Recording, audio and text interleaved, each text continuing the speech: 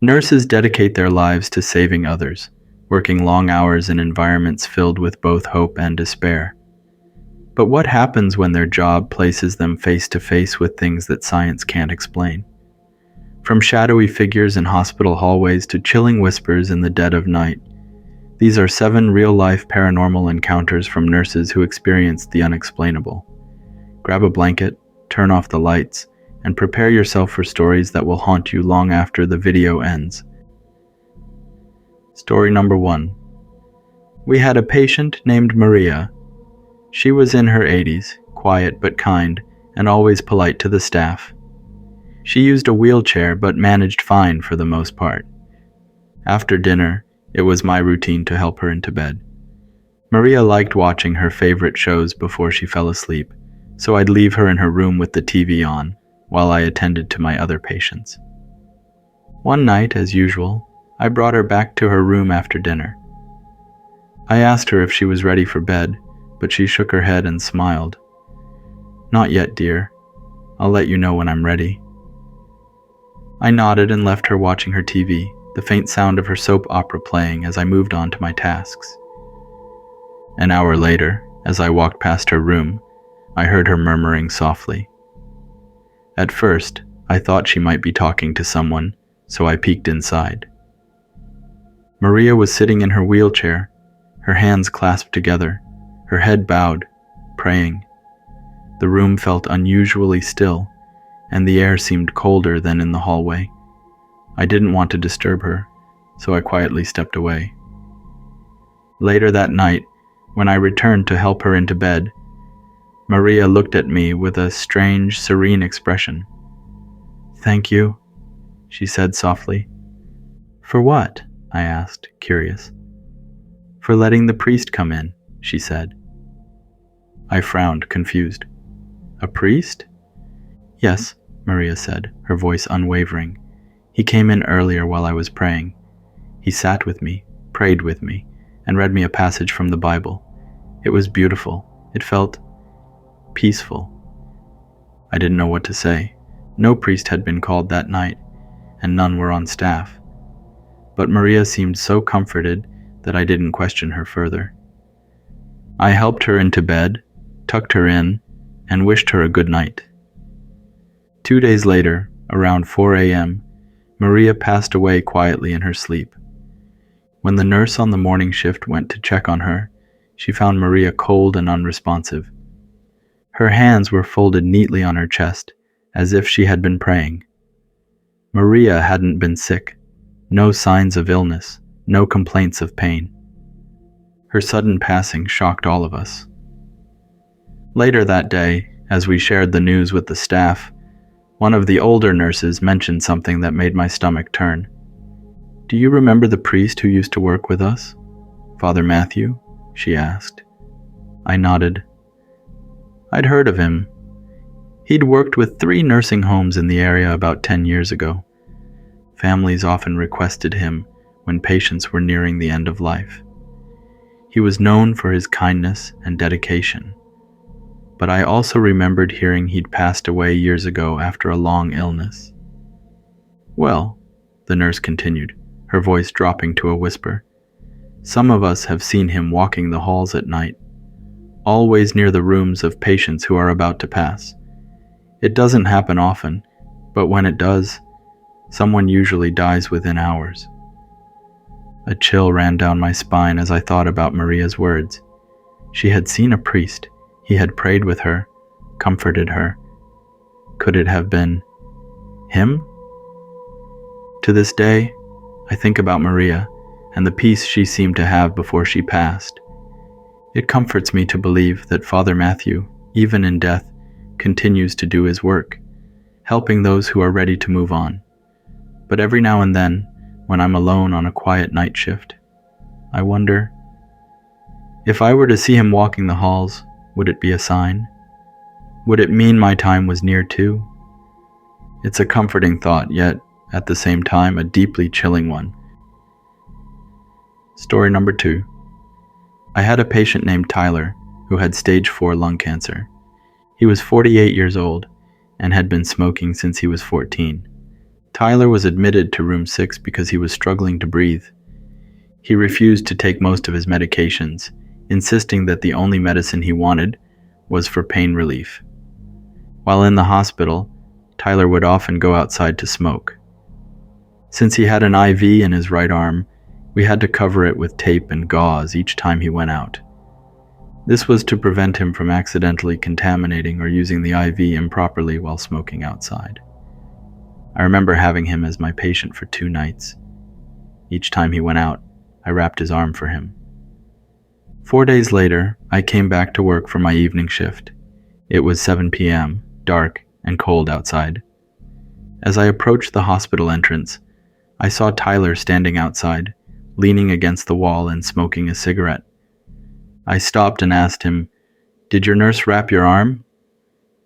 Tyler showed me his arm, and I noticed the IV was gone. It looked like the nurse had removed it earlier. He wasn't wearing a jacket or sweater, so his skin felt cold to the touch. I told him, "Don't stay out too long, or you'll catch a cold. I'll see you inside when you're done smoking." I walked into my unit, and as I passed room 6, I glanced inside. A female patient was lying in the bed. I thought to myself, that was Tyler's room. Did they move him to a different one? I checked the computer system to find his new room assignment, but his name wasn't listed on our floor anymore. Confused, I asked a nearby nurse, "Did they move Tyler to another floor?" The nurse looked at me and said, "Tyler died this morning." I thought he was joking, but when I checked the hospital morgue records on the computer, I saw Tyler's name listed there. For some reason, I wasn't scared. I know what I saw. I swear I saw Tyler outside, and I even touched his arm. Ever since I started working with cancer patients, I've seen strange things like this. It doesn't even scare me anymore. Story number 3. I used to work in a nursing home. In this nursing home, 2 patients shared a room. I remember one particular room with 2 patients, Judy and Maria. Both of them were unable to walk. Maria liked to go to bed early, while Judy preferred to stay in the activity room watching TV late into the night. Afterward, Judy would wheel herself into the room and wait by her bed for a CNA to help her lie down. Sometimes Judy would wait for a while, and Maria would press the call light to notify the nurse or CNA that Judy was ready for bed. Eventually, Judy developed a kidney infection and sadly passed away about a week later after becoming septic. At the time of Judy's passing, Maria was at the dialysis clinic for 4 hours, so she wasn't aware of what had happened. That night, around 9 p.m., I was passing medications and administering insulin shots to a patient in the room next to Maria's. As I stepped out, I noticed Maria had turned on her call light. I went into her room, and she said to me, "Judy's ready for bed. She's been sitting there for a while now." I paused and gently told her, "Maria, Judy isn't here. Try to get some sleep." Maria frowned and pointed behind me. "She's right there, sitting by her bed." I stepped aside and asked Maria to show me where she saw Judy. She pointed to an empty spot near the bed, then looked confused and said, "Where did Judy go?" "She was just sitting there, waiting for someone to help her to bed." I reassured Maria again, reminding her that Judy wasn't there and encouraging her to get some rest. After pulling the blanket up to her chest, I told her good night, and she said good night back. As I left her room, I couldn't shake the feeling of unease. I wasn't sure if Maria truly saw something or if it was just a force of habit. Either way, the experience was undeniably creepy. Story number 4. I work in the hospital as a registered nurse. There was an elderly woman who came in for a lung infection. She was very tiny, probably around 4'8". Her oxygen saturations were in the low 80s. To make a long story short, when she was close to passing away, her family members dressed her in their traditional funeral attire and stayed with her all night, waiting. But she didn't pass. Surprisingly, she began to recover, and after a week, was sent home. A month later, she returned to the ICU, very sick and unable to breathe. This time, I was her nurse. She had a severe bacterial infection in her blood, and her body was burning with a temperature of 104 degrees. She was exhausted. Her hospital room was crowded with family members. The patient kept saying she was very cold, so her family covered her with 2 blankets. When I went into the room and saw this, I removed the blankets and explained to the family, even though she feels cold, her body is extremely hot. Her temperature is 104 degrees. Please don't cover her with blankets. An hour later, I returned to check on her, and she was covered in blankets again. I tried to remove them, but the patient held on tightly and wouldn't let me. I told her, "Granny, you might feel cold, but your body is actually very hot. I have to take these blankets off. Your body is overheating, and your heart is working too hard. Your heart rate is 130. She reluctantly let go, and I pulled the blankets down to the foot of the bed. The next night, she wasn't doing well, and the doctor spoke to her family. They began dressing her in traditional funeral attire again, expecting the worst. In some cultures, the sick must be dressed in traditional funeral attire before they pass. Yet once again, she didn't pass that night. After that shift, I had 3 days off. When I returned to work, my coworkers told me the family had decided to take her home. They arranged for hospice care, and a home nurse would check on her. I was shocked. She had been so sick I couldn't believe she was still alive. That's awesome. Good for her. She's a fighter. A month later, I had a night off and was sleeping at home. That night, I dreamed that my blanket was being slowly pulled toward my feet. I grabbed the blanket tightly, but I could still feel it being tugged. I looked toward the foot of my bed and saw a tiny, dark, female figure standing there. Reaching for my phone on the nightstand, I turned on the screen. As the light illuminated the room, I saw her face. She had long black hair streaked with blood. Wet strands clung to her face, which was smeared with blood on one side.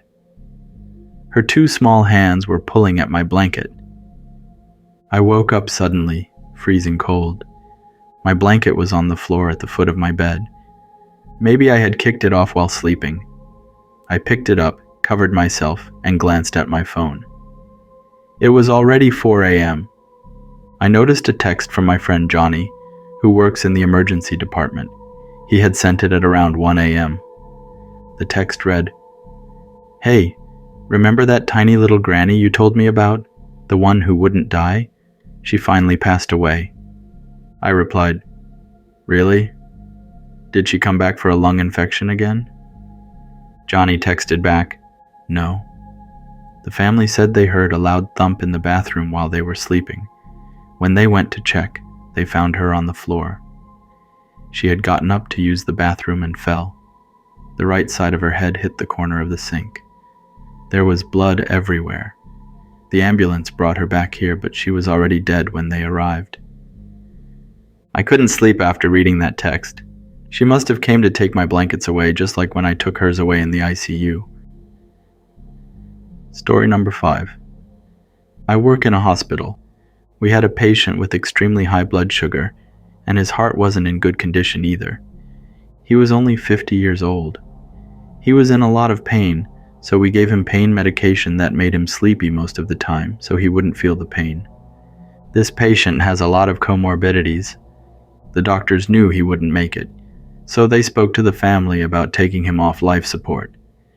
The family agreed, but asked us to keep him on life support until his brothers could arrive. His brothers were coming from out of state, which would take about 14 hours. The first night, the patient's legs had already started turning black. His circulation was so bad that his toes were becoming cyanotic. When my shift ended, I went home. When I came back the following night, his legs looked awful, with large blisters forming from his feet, all the way up to his buttocks. His infections were bad, and the medications we were giving him helps to stabilize his blood pressures, but it also contribute to his poor blood circulations. Finally, at 9 p.m., the brothers and the rest of the family arrived at his bedside. After they said their goodbyes, we removed him from life support. He passed away within 5 minutes. The family stayed with his body for about 2 hours before leaving. After they left, me and another nurse went to clean the body and prepare him for the morgue. As we rolled him into the body bag, his blisters burst, flooding the bed with fluid. The smell was overwhelming. It smelled like bacon. We wrapped his legs with towels and secured him in the white bag. 2 nights later, before heading back to work, I took a shower. While I was shampooing my hair, I noticed a very strong bacon smell in the shower. At the time, I was home alone. Even though I was under warm water, I started getting goosebumps. I have a strong sense of being watched. After finishing my shower, I began blow-drying my hair. Suddenly, 2 bottles of shampoo fell in the shower stall. It startled me, but I didn't think much of it. Then I went to work. I'm not sure if the patient came to scare me or if he came to thank me. Story number 6. There was a middle-aged man who came to the hospital because his lungs had fluid in them. This man drinks alcoholic beverage daily for a long time and suffering from liver cirrhosis. His abdomen was also very swollen and his skin was noticeably yellow. The family asked why his skin was so yellow. I explained that his liver was failing due to liver disease and long-term alcohol use. I told them that liver disease can cause the skin to turn yellow and become very itchy. His skin was covered with scabs because he scratched himself constantly. We had to change his bed linens frequently because he would scratch himself until he bled, leaving blood stains on the sheets. Patients with liver disease bleed excessively, even from small cuts or scratches. On the night he was going to die, the family were all presented in the room. He was breathing very shallow that night. When I entered his room, he was sitting upright on the hospital bed. The hospital bed was propped up in a sitting position because patients like him cannot breathe if they lie flat. His heart stopped beating around 10 p.m. Many family members were already present, and others were still on their way from out of town. Usually, we allow families about 2 to 3 hours before we begin cleaning and preparing the body. After 2 hours, we asked the family if they were finished, but they said one more uncle was on the way and would arrive in 30 minutes. Once the uncle arrived, they stayed in the room for another hour before they finally began leaving. When all the family members had gone, the CNA and I entered the room to clean the body. The patient was still sitting upright in the bed. We pressed the button to lower the head of the bed and lay him flat, but although the bed went down, the patient remained sitting upright. He had already stiffened into that position. We couldn't straighten his body to lay him flat, so we wrapped him as he was and sent him to the hospital morgue. A few nights later, after going out with my friends, I got home around 10:30 p.m. My mom and dad were still awake, watching TV, and my mom was massaging my dad's back. When my mom saw me, she said, "You just got home right now? I just finished cleaning your bathroom, and when I came out, I thought I saw you sitting on your bed, playing on your phone. But you just got home right now." I told my mom, "I just got back. I was out with my friends." My mother gave me this shocking look, but didn't say anything after that. A few nights later, while lying in bed, I began scratching myself. I thought I might need to change my bed linens, because sometimes my girlfriend stayed over, and when she did, we tended to sweat a lot. Maybe my sheets needed washing. I got up, turned on the light, and pulled off my blanket. That's when I saw that my bedsheet was covered with tiny black stains everywhere. They looked like dried blood. At first, I thought maybe I had scratched myself and started bleeding, But when I checked in the mirror, I didn't see any open wounds on my body. Remember the patient that kept scratching himself and leaving blood stains on his bed sheets at the hospital? My bedsheet looked just like that. Then I remembered what my mom had said about seeing me sitting in bed the other night. At that moment, I got scared. I'd heard other nurses talk about spirits following them home. I burned some white sage and did a religious house cleansing after that. Ever since then, I haven't noticed anything strange happening around the house. I've been a nurse for a long time, and sometimes the spirits do follow you home. Story number 7. One day, I was assigned to a 44-year-old liver cirrhosis patient named Maria. She was a skinny lady, but due to her swollen liver, her abdomen was huge. She always struggled to breathe because of it. That day, a young man came to visit her. He was 23 years old and introduced himself as Raymond. I checked the patient's paperwork, but didn't see his name listed as a family member. Raymond explained that he was Maria's son. His parents divorced when he was only 4 years old. He didn't live with Maria, but had heard that she was in the hospital, so he drove 4 hours to visit her. Maria was asleep, and Raymond told me he didn't want me to wake her. He brought a Dr. Pepper soda and mentioned that his mother loved it. He asked if it was okay to leave the drink for her, and I said it was fine. Raymond placed the soda on the table and wrote a note on a yellow sticky. "I love you, Mom. It's Raymond." Then he stuck the note to the soda bottle. Raymond stayed for another 20 minutes before leaving. Later that afternoon, around 4 p.m., Maria's family arrived. Her other children were there too, and they were loud and unruly. Honestly, kind of ghetto. Maria was still asleep, and I noticed one of her sons drinking the soda that Raymond had left for her. The family stayed until about 5 p.m. before leaving. When Maria woke up around 6 p.m., I told her that Raymond had visited her earlier that day. She smiled and said, "That's my first son." 2 days later, Maria passed away in our unit. That night, after my shift ended, I walked to my car, which I had parked on the ramp in the garage. As I reached my car door, I heard the sound of a plastic bottle rolling down the ramp. When I looked, I saw an empty bottle roll onto my front tire. It was the same bottle Raymond had left for Maria, the Dr. Pepper, with the yellow sticky note still attached. It read, "I love you, Mom. It's Raymond." I thought maybe Maria's other children had taken the bottle with them and tossed it in the parking garage.